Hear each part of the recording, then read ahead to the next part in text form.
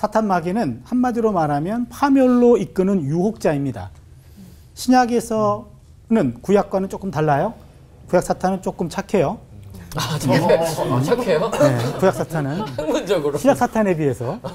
신약 사탄은 악의 세력이고 악의 우두머리로 소개가 되고 예수님의 공생에 시작하기 전 광야에서 예수님까지 유혹하는 그런 존재예요. 굉장히 무서운 그런 존재입니다.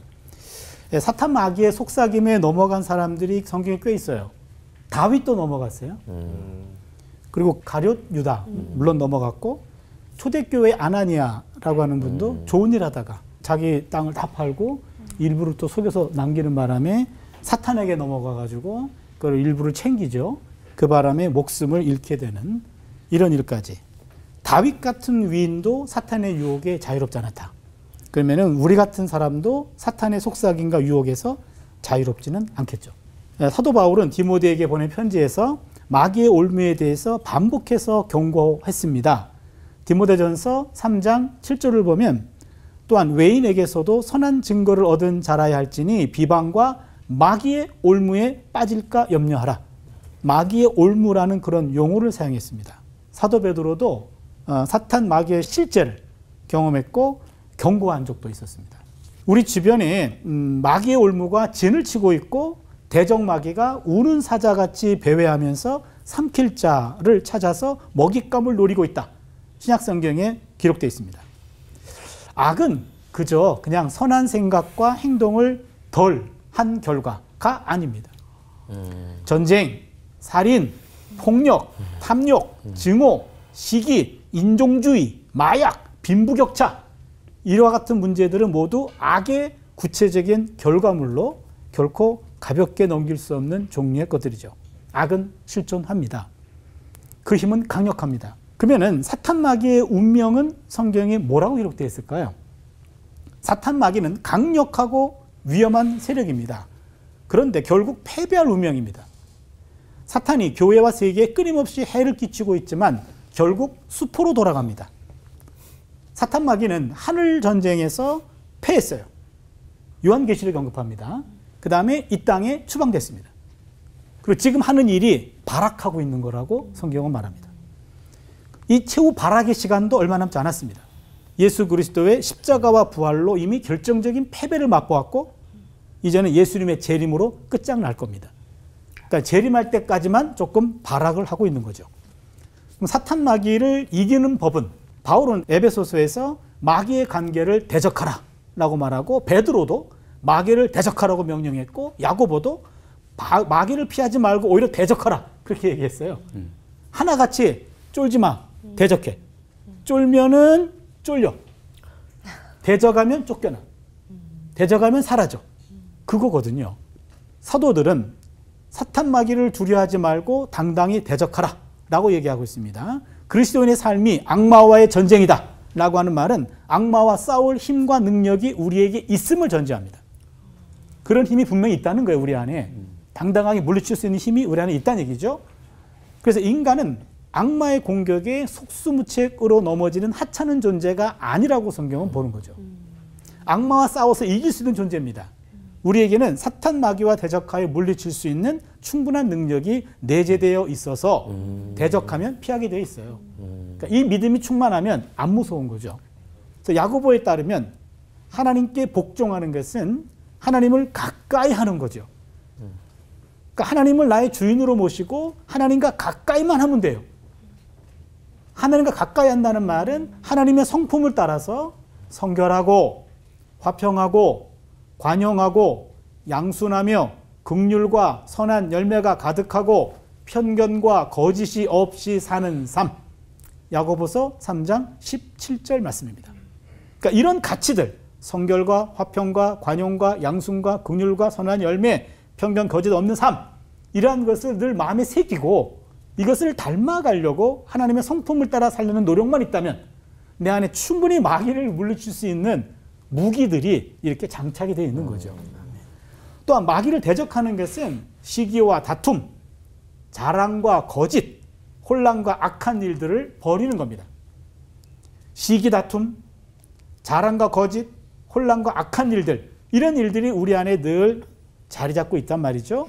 근데 이런 것들을 끊어내고 가라앉히고 내려놓는 것, 이런 것들이 마귀와 대적하는 겁니다. 그러니까 마귀와의 대적은 실제 하는 마귀와의 외적 대적도 있지만 내 내면에 있는 하나님의 성품을 키우고 마귀의 성격을 가라앉히는 이런 내면에서의 이런 훈련만 되어 있다면 이미 내 안에 충분히 감당할 수 있을 만한 능력이 충분히 장착이 되는 겁니다. 사탄 마귀는 강력합니다. 하지만 하나님의 성품을 따르고 마귀의 성품을 버리면 마귀는 우리에게서 도망갈 겁니다. 우리가 하나님께 온전히 복종한다면 그것이 바로 마귀를 대적하는 것입니다. 마귀를 대적하면 하나님이 우리를 위하여 대신 싸워 주십니다. 그래서 마귀는 물러갈 수밖에 없습니다. 그래서 여러분 마귀에게 쫄지 말고 당당하게 대적하시기 바랍니다. 아멘. 그래서 마귀의 속임수, 마귀의 힘에 눌리지 않고 마귀를 충분히 다스리며 살아갈 수 있는 그런 복된 삶이 될 수 있기를 바랍니다. 아멘. 기도합니다. 마귀를 마음껏 주무르시는 하나님, 하나님의 성품을 따라 살면서 마귀를 당당히 대적하며 살아가게 하여 주시옵소서. 아멘. 예수님의 이름으로 기도드립니다. 아멘. 이번에 우리 차준희 목사님 말씀을 듣고 사탄 마귀라는 게 그 쫄 게 아니구나 라고 생각이 들면서 이참에 그 정체를 확 압도해 버렸으면 좋을 것 같아요. 그래서 사탄이 지금 최후의 발악 중이라는 거를 어떻게 확인할 수 있는지 좀 궁금하고요. 그리고 이어서 어떤 전략과 전술들을 가지고 이렇게 최근에 그 구사를 하고 있는지 좀 알려주시면 감사하겠습니다. 요한계시록 12장 10절 11절을 보면 내가 또 들으니 하늘에 큰 음성이 있어 이르되 이제 우리 하나님의 구원과 능력과 나라와 또 그의 그리스도의 권세가 나타났으니 우리 형제들을 참소하던 자 사탄입니다. 곧 우리 하나님 앞에서 밤낮 참소하던 자 밤낮 참소하고 있어요. 사탄이 쫓겨나고 또 우리 형제들이 어린 양의 피와 자기들이 증언하는 말씀으로써 그를 이겼으니 그들은 죽기까지 자기들의 생명을 아끼지 아니하였도다. 여기 보니까 사탄을 무력화시키는 무기가 어린 양의 피 그리고 말씀이었어요. 그래서 피의 찬양을 부르고 보혈 찬양을 부르고 했다는 것, 그 다음에는 말씀으로 그대로 그냥 우리가 예수님같이 흉내내면서 대적하면서 나와라 당당하게 얘기하는 그것이 사탄의 급소를 찌르는 거였어요. 요한계시록 12장에서 말하고, 그래서 요한계시록 12장에서 말하는 거는 10절 11절에서 사탄 마귀는 하늘 전쟁에서 이미 패했다는 거예요. 하늘에서 이 땅에 추방되었어요. 그리고 지금은 최후 발악을 하고 있는 겁니다. 12장 12절에 그러므로 하늘과 그 가운데 거하는 자들은 즐거워하라. 이미 하늘은 사탄이 없어. 사탄의 청정지역이라. 여기서 이제 이민 갔어. 이 땅으로. 이 친구가 우리 이민 와가지고 우리 속세에 있는 건데. 친구 됐네. 이 친구. 그러나 땅과 바다는 화 있을진저. 땅과 바다에도 사탄이 지금 통치 영역이네요. 이는 마귀가 자기의 때가 얼마 남지 않은 줄을 알므로 크게 분내요. 이제 마지막 얼마 안 남은 거예요. 그래서 이제 지금 약이 올랐어요. 그래서 좀 크게 분을 내어 너희에게 내려갔습니다. 너희들은 좀 힘 좀 들 거야. 이 얘기죠. 그래서 사탄 마귀는 최후의 발악의 시간이 얼마 남지 않았다는 것을 알고 있어요. 그래서 예수 그리스도의 십자가와 부활을 통해 사탄 마귀는 결정적인 패배를 당한 거예요. 언제 이렇게 무력해되었나? 예수님을 유혹할 때만 해도 만만했던 것 같아요. 근데 예수님의 십자가와 부활로 등이 꺾인 거예요. 하늘에서 쫓겨난 다음에 최종적으로 소멸될 때까지 얼마 남지 않았습니다. 사탄 마귀는 예수님의 재림으로 완전히 끝장 날 겁니다. 그게 요한계시록 20장 10절에 나와요. 또 그들을 미혹하는 마귀가 불과 유황 못에 던져지니 거기는 그 짐승과 거짓 선지자도 있어 세세토록 밤낮 괴로움을 받으리라. 여기 보면 마귀, 짐승, 거짓 선지자, 악한 영 3인조입니다. 이게요, 요한계시록에 보니까 혼자 하는 게 아니라 동조자들이 있어요. 또 거짓 선지자도 나타나고 요 악한 영의 3인조가 이때 끝장납니다. 요거를 신약학자들은 이렇게 표현하더라고요. 예수님의 초림이 D-Day라는 거예요. 예수님의 초림이 와가지고 하나님의 나라가 출범했죠. 죄와 죽음으로 세상을 통치하는 이 세상의 신, 공중 권세를 잡고 있는 사탄 마귀를 이긴 겁니다. 예수님의 십자가와 부활로 사탄의 등뼈를 부러뜨렸어요. 결정적인 승리를 거뒀습니다. 이제 등뼈가 꺾인 사탄이 내려왔어요. 지금 환자예요, 지금 사탄. 그리고 자기 운명 얼마 안 남았어. 그러니까 발악을 하고 있어요. 예수님의 재림이 V데이입니다. 빅토리데이. 그래서 예수님의 재림으로 최후 발악하고 있는 사탄의 자녀 세력들을 완전히 소탕해서 이 세상이 하나님의 통치하에 놓이게 된다. 이때 하나님의 나라와 우리의 구원이 완성이 된다. 현재 사탄 마귀는 부상 중입니다. 그것도 등뼈가 꺾였어. 그래서 예수의 십자가와 부활로 등뼈가 꺾였고 치명상을 입고 최후의 발악을 하는 중입니다.